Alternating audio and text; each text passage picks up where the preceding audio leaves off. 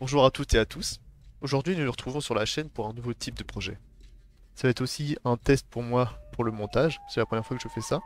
Je vais vous présenter une série de vidéos dédiées sur les peuples précolombiens et notamment aujourd'hui sur les Mayas. On va voir durant cette vidéo les trois grandes phases de l'histoire maya, les âges préclassiques, classiques et post-classiques. Au cours du temps, les Mayas ont toujours été méconnus, fantasmés par la population à juste titre. Ils sont fascinants. L'art, leur science, leurs bâtiments nous émerveillent et sûrement leur disparition brutale, quasi soudaine, a enveloppé leur histoire d'un dernier voile de mystère. Notre vision ne peut être que brouillée. Rares sont les traces écrites, concrètes de leur histoire, de leur apogée en tant qu'empire millénaire. L'Inquisition, les autodafés ayant détruit les rares documents et stèles prophétiques, historio-religieuses que ces peuples pouvaient avoir. Nous allons voir, au cours de plusieurs vidéos, l'incroyable histoire de ces peuples.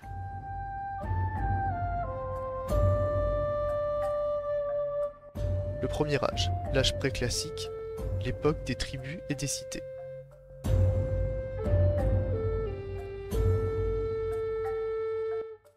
L'âge préclassique, les cités commencent à se construire. Les premières tribus commencent à se rassembler en cités, qui deviennent quasiment comme les cités grecques des cités-États. Elles se positionnent dès lors sur un territoire immense, la péninsule du Yucatan, se compose essentiellement de côtes, et on y cultive le maïs, le poivron, le piment, les citrouilles. Les tribus et les cités mayas s'implantèrent dans les vallées fertiles du Yucatan. La première ville, Tikal, commence à dominer toute la péninsule. Comme avec toutes les civilisations humaines, la guerre n'est jamais loin. Au nord, les Olmecs se développent rapidement. Et au centre, les tribus et villes se disputent les vallées fertiles. La maîtrise de l'obsidienne permet aux Mayas de se défendre efficacement, notamment avec les célèbres Macuahuit, les armes d'obsidienne.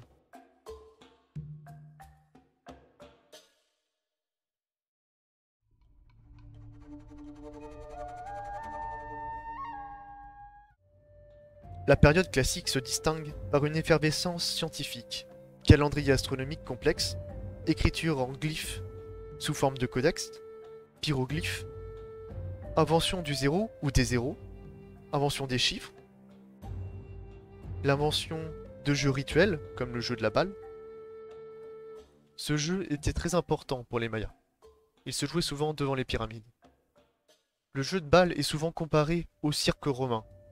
Les joueurs, divisés en deux équipes, jouaient avec une balle de 3 à 4 kg. Nous connaissons seulement quelques règles.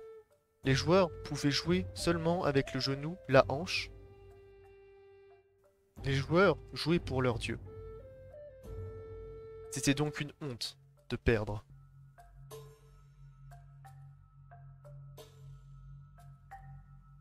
Les Mayas excellaient dans l'architecture monumentale, des bâtis techniques comme les pyramides. Les pyramides étaient constituées de plusieurs couches. La construction des pyramides se succédait à d'autres. Les pyramides étaient constamment agrandies. Chaque agrandissement se déroulait ainsi. Couche de gravats était mise sur l'ancienne pyramide. Une nouvelle était construite dessus, puis peint en rouge. Ainsi de suite, les pyramides grandissaient peu à peu. Certaines de ces pyramides égalaient la taille de celle de Gizeh. Comme nous l'avons dit, l'âge classique est aussi une période d'essor urbaine et politique. Tikal, El Mirador, deux villes emblématiques du Yucatan, trouvèrent leur apogée durant cette période.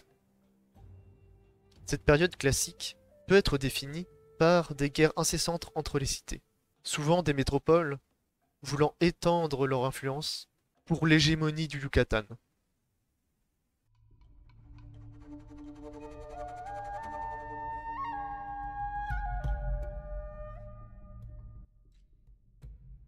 Nous allons balayer rapidement la période post-classique. Cette période sera notre contexte principal pour les prochaines vidéos, notamment le prochain gros projet sur la chaîne. Nous avons souvent une image fausse ou complètement faussée de l'Empire Maya. Un empire uni, s'effondrant sous la menace des conquistadors. Les Espagnols n'étant venus que trop tardivement pour l'effondrement. Une histoire vue comme un choc technologique immense. Certes, les conquistadors étaient vus comme des dieux, arrivant dans un contexte de fin du monde attendu.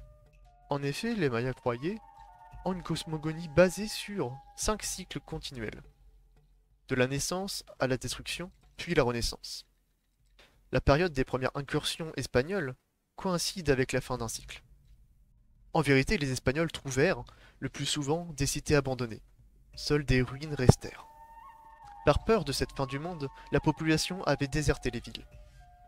Les prêtres, eux, pour contenter leurs dieux, ordonnaient de battre les campagnes pour honorer les dieux de la meilleure des manières, le sacrifice humain.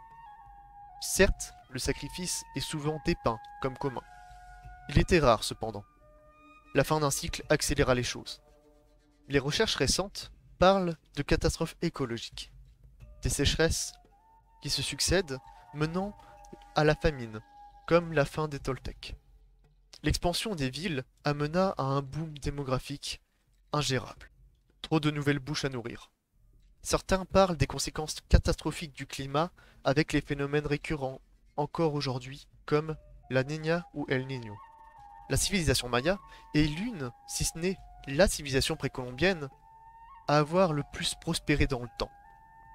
Les conquistadors ont enfoncé le dernier clou, directement par la guerre, l'acquisition et le pillage, et indirectement par leur soif de profit, l'introduction de nouvelles espèces, et par la maladie que les conquistadors apportèrent. Le rhume bénin pour nous était mortel pour les Mayas, complètement étranger à cette maladie. Non loin de ces terres, l'Empire inca connut le même sort, en 1532. C'est pour cela que ces civilisations sont si mystérieuses.